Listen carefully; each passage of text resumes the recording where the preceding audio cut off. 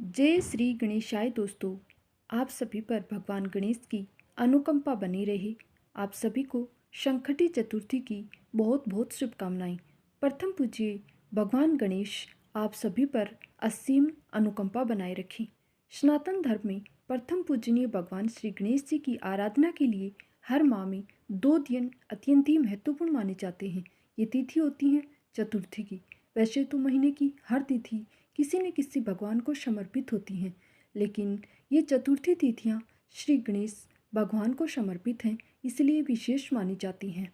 प्रथम कृष्ण पक्ष की चतुर्थी संकटी चतुर्थी कहलाती है और वहीं दूसरी शुक्ल पक्ष की चतुर्थी विनायक चतुर्थी कहलाती है। सभी चतुर्थी तिथियों में पौष मास के कृष्ण पक्ष में पड़ने वाली अखुरस संकटी चतुर्थी अति विशेष मानी जाती है। ऐसी मान्यता है कि इस दिन भगवान गणेश की पूजा अर्चना करने से भक्तों की समस्त मनोकामनाएं पूर्ण होती हैं। हमारे सनातन धर्म में जब भी कोई कार्य हम प्रारंभ करते हैं तो प्रथम पूजे प्रारंभ करने से पहले ही भगवान गणेश को पूजने की परंपरा रही है। अखुरस संकटी चतुर्थी 30 दिसंबर 2023 शनिवार पौष कृष्ण पक्ष में है। प्रारंभ 30 दिसंबर 2023 शनिवार को सुबह 9:43 से समापन होगा 31 दिसंबर 2023 रविवार को सुबह 11:55 पर। इस दिन चंद्रोदय का समय है 8:18 शाम को। गणेश चतुर्थी व्रत करने से घर परिवार में आ रही विपदा दूर होती है। कई दिनों से रुके मांगलिक कार्य संपन्न होते हैं तथा भगवान श्री गणेश असीम सुखों की प्राप्ति कराते हैं। माह की किसी भी चतुर्थी के दिन भगवान श्री गणेश की पूजा के दौरान संकटी गणेश चतुर्थी की व्रत की कथा पढ़ना सुनना बहुत ही जरूरी व पुण्य फल देने वाली होती है। इस शीत कड़ी में आज हम गणेश चतुर्थी के इस शुभ अवसर पर गणेश जी की 4 कथाएं पढ़ेंगे। श्री गणेश कथा के अनुसार एक बार देवता कई विपदाओं में घिरे थे, तब वह मदद मांगने भगवान शिव के पास आए। उसी समय शिव के साथ कार्तिकेय तथा गणेश जी भी बैठे थे। देवताओं की बात सुनकर शिव जी ने कार्तिकेय गणेश जी से पूछा कि तुम में से कौन देवताओं के कष्टों का निवारण कर सकता है। तब कार्तिकेय व गणेश जी दोनों ने ही स्वयं को इस कार्य के लिए सक्षम बताया। इस पर भगवान शिव ने दोनों की परीक्षा लेते हुए कहा कि तुम दोनों में से जो सबसे पहले पृथ्वी की परिक्रमा करके आएगा वही देवताओं की मदद करने जाएगा। भगवान शिव के मुख से ये वचन सुनते ही कार्तिकेय अपने वाहन मोर पर बैठकर पृथ्वी की परिक्रमा के लिए निकल गए। परंतु गणेश जी सोच में पड़ गए कि वो तो चूहे के ऊपर चढ़कर सारी पृथ्वी की परिक्रमा करेंगे, तो इस कार्य में उन्हें बहुत समय लगेगा। तभी उन्हें एक उपाय सूझा। गणेश अपने स्थान से उठे, अपने माता पिता की 7 बार परिक्रमा करके वापस बैठ गए। परिक्रमा करके लौटने पर कार्तिकेय स्वयं को विजेता बताने लगे। तब शिवजी ने श्री गणेश जी से पृथ्वी की परिक्रमा न करने का कारण पूछा। तब गणेश ने कहा, माता पिता के चरणों में ही समस्त लोक हैं। ये सुनकर भगवान शिव ने गणेश जी को देवताओं के संकट करने की आज्ञा दी। इस प्रकार भगवान शिव ने गणेश जी को आशीर्वाद दिया कि चतुर्थी के दिन जो तुम्हारा पूजन करेगा, रात्रि में चंद्रमा को अर्घ देगा, उन्हें तीनों ताप यानी दैहिक ताप, देविक ताप और भौतिक ताप से दूर होंगे।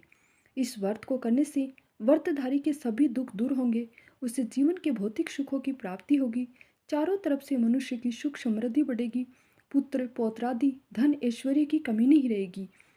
आइए अब सुनते हैं दूसरी कहानी। एक समय की बात है, राजा हरिश्चंद्र के राज्य में एक कुम्हार था।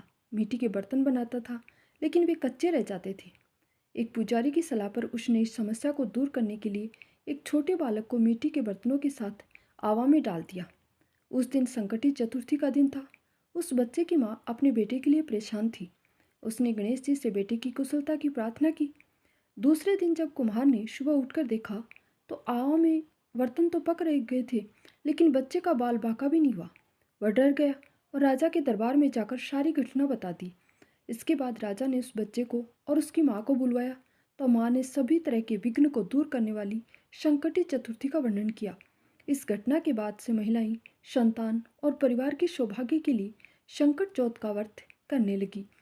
एक समय की बात है कि विष्णु भगवान का विवाह लक्ष्मी जी के साथ निश्चित हो गया। विवाह की तैयारी होने लगी। सभी देवताओं को निमंत्रण भेजे गए, परंतु गणेश जी को निमंत्रण नहीं दिया। कारण जो भी रहा होगा, अब भगवान विष्णु की बारात जाने का समय आ गया। सभी देवता अपनी पत्नियों के साथ विवाह समारोह में आए।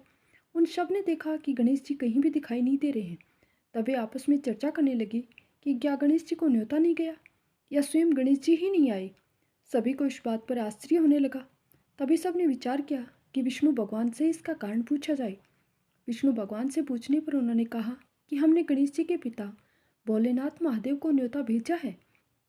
यदि गणेश जी अपने पिता के साथ आना चाहते हैं तो आ जाते, अलग से न्योता देने की क्या आवश्यकता है।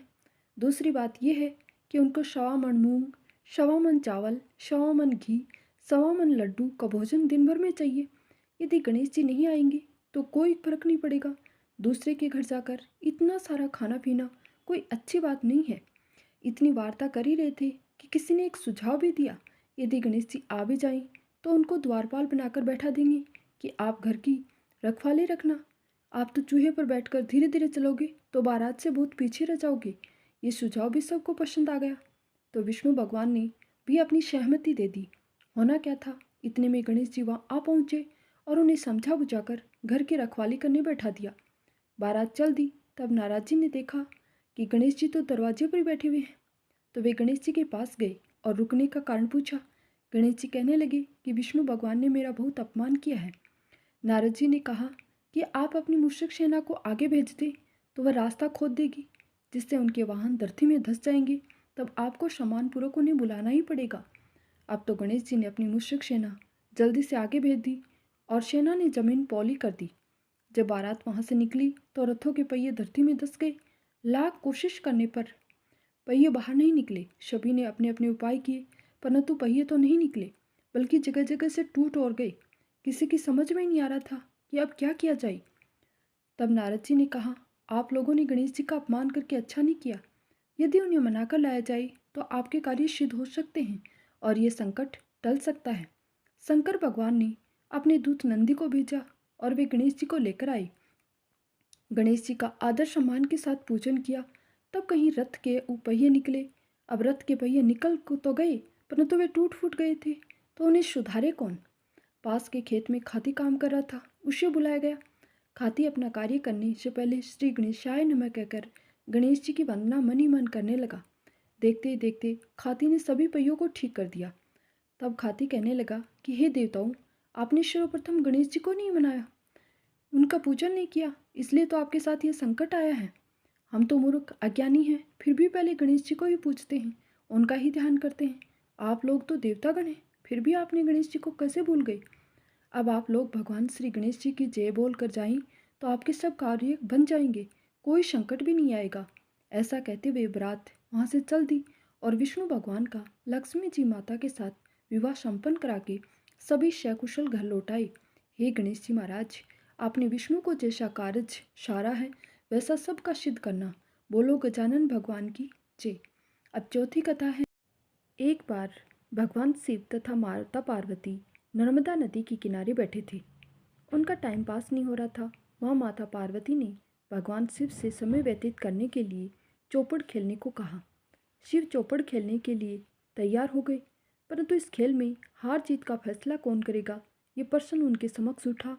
तो भगवान शिव ने कुछ तिनके एकत्रित कर उसका एक पुतला बनाकर उसकी प्राण प्रतिष्ठा कर दी और पुतले से कहा, बेटा हम चौपड़ खेलना चाहते हैं, परंतु हमारी हार जीत का फैसला करने वाला कोई नहीं है, इसलिए तुम बताना कि हम दोनों में से कौन हारा कौन जीता। उसके बाद भगवान शिव और माता पार्वती का चौपड़ खेल शुरू हो गया। ये खेल 3 बार खेला गया और संयोग से तीनों बार माता पार्वती ही जीत गई। खेल समाप्त होने के बाद बालक से हार जीत का फैसला करने के लिए कहा गया, तो उस बालक ने महादेव को विजयी बताया। ये सुनकर माता पार्वती क्रोधित हो गई और क्रोध में उन्होंने बालक को लंगड़ा होने, कीचड़ में पड़े रहने का श्राप दे दिया। बालक ने माता पार्वती से माफ़ी मांगी और कहा कि ये मुझसे अज्ञानवशता हो गया, मैंने किसी के द्वेष भाव में ऐसा नहीं किया है। बालक द्वारा क्षमा मांगने पर माता ने कहा, यहाँ गणेश पूजन के लिए नाग कन्याएं आएंगी, उनके कहे अनुसार तुम गणेश व्रत करो, ऐसा करने से तुम मुझे प्राप्त करोगी। यह कहकर माता पार्वती शिव के साथ कैलाश पर्वत पर चली गई। 1 वर्ष के बाद उस स्थान पर नाग कन्याएं आई। तब नाग कन्याओं से श्री गणेश के व्रत की विधि मालूम करने पर उस बालक ने 21 दिन लगातार गणेश जी का व्रत किया। उसकी श्रद्धा से गणेश जी प्रसन्न हुए। उन्होंने बालक को मनोवांछित फल मांगने के लिए कहा। उस पर उस बालक ने कहा, हे विनायक, मुझ में इतनी शक्ति दीजिए कि मैं अपने पैरों से चलकर अपने माता पिता के साथ कैलाश पर्वत पर पहुंच सकूं और वे ये देखकर प्रसन्न हो सकें। तब बालक को वरदान देकर श्री गणेश अंतर्ध्यान हो गए। इसके बाद वह बालक कैलाश पर्वत पर पहुंच गया और कैलाश पर्वत पर पहुंचने की अपनी कथा उसने भगवान शिव को सुनाई।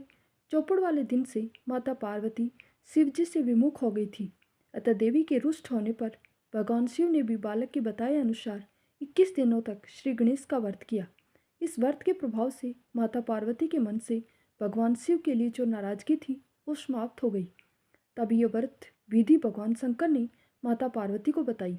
ये सुनकर माता पार्वती के मन में भी अपने पुत्र कार्तिकेय से मिलने की इच्छा जागृत हुई।